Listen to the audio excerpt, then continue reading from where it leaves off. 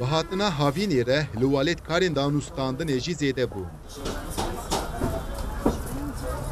Bi taybetî li sûka Taxtaqalê û dewra Rom û Osmaniyan de wek herema bazirganiyê dat nasîn.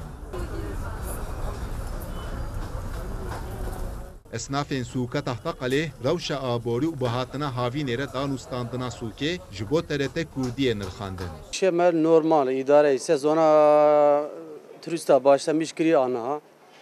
Şive em va çarpej mahane havînî em divê sezonê xweş derbas inşallah turist hêdî dîjate çele zaten baya serma derbas bû sezonê ana dest pê kir. Li sûkê beroş, alavên mitbaxê, salik, cewahîr, destmal, alavên kevneşopî û amûrên cur bi cur tên firotin.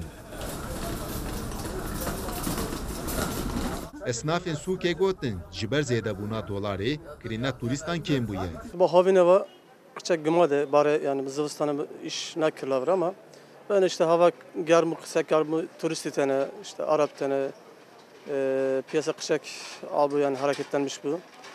Bakın zivistana veron hinrinde havînere ama yine avdabe yani zavdabe inşallah. Bak insan tebra digere yani turist digere turist Arap para dokun.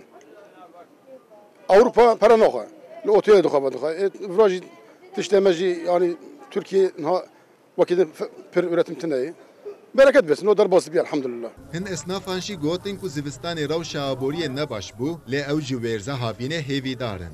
İşime niha ji berê baştir e. Bu di mehe sê mehe çûn pir zor çûn. İş tune bû. Lê niha yavaş yavaş hareket heye. Turist hatin. Lê ama em nizanin yani ve di sê heyvê çûne ji bo çi îş nebû acebe ji dolarê dolar pir biha bû. Lê acebe mesela seçîmê sikinîne em nizanin yani durum çi mawana bû em nizanin. Her wa xwediyên kargehên xwarin û vexwarinan jî ji rewşa bazirganiyê kêfxweş in. İşime baş çevre, yoğunluk heye, turistene. Hafta sonu inek düşük ama hafta içi inek düşük ama hafta sonu işime zaf yoğune, rindo yani.